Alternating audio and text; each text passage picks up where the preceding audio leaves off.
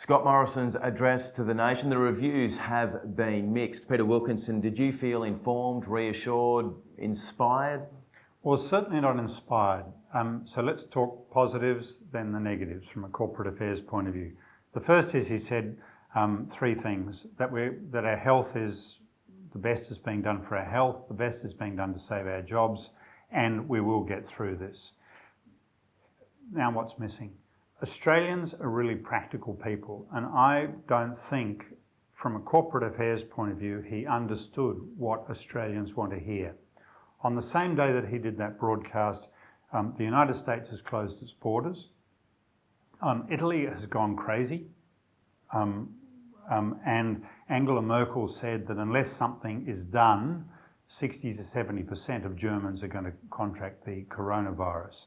So that's a springboard. So if Germany is saying something has to be done to prevent 60 or 70%, how is Australia exposed to the same extent? If not, why not? What actually, in very practical terms, are we doing? I work with a group of CEOs, there are 15 of them. When we last spoke, just a couple of days ago, there was huge variation in their understanding of the coronavirus and the impact it was going to have on them and their families and their workforce. Right down to a misunderstanding or a variety of understandings of how you close, how you wash your hands. Really, and the etiquette of handshaking, for instance, or of how you greet people. There was no understanding of what was appropriate and what was inappropriate. There's a feeling among many people that Scott Morrison struggles to connect and he's struggled to develop trust. Did he strike the right tone in his address? So the Twitter feeds were telling us that he was treating us like school kids, that he was being a bit patronising. If you're in a crisis, you've got a massive opportunity to think about the way you present. So if you sound, so for those who saw the presentation, ScoMo was sitting in a chair, he was fairly relaxed, it was sort of a warm, semi-emotional conversation. Some are saying smug, that's what some people are saying. Okay, he right. came across as smug. Okay. Well, the way he could have done it would have been, to start with, would have been standing and say, there are three really important points I want to make tonight. Instead of making it relaxed, and then I'm going to tell you where we're headed. This is the first point. Bang, bang, bang. Here are some facts. Bang, bang, bang. Second point. Bang, bang. And don't underestimate the urgency of this. This is a very serious situation for Australia, that kind of stuff. People, in a crisis situation, that creates trust. And people will be able to relate to situations where their bosses or somebody else or a footy coach has said some pretty aggressive stuff at the right moment and how it rings true. And people don't get upset by it, they actually take strength from it. This is without doubt the greatest communications challenge of our time. So many industries, so many businesses, so many individuals have been affected. What should companies be doing and how can the government practically help? Well, that last bit is the secret. The government needs to tell companies what they need to be doing. Right. But also individuals. And again, from a corporate affairs point of view, I would be recommending in a situation like this that ScoMo organises the 3 minutes before the 6 o'clock news on commercial television when you're reaching the biggest audience in the country. But also maybe at 3 minutes before at the 8:30 change, but also similarly on social media for the young people who don't watch TV anymore.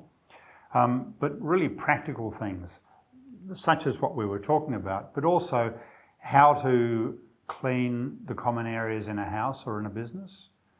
To what extent do you actually need to do it?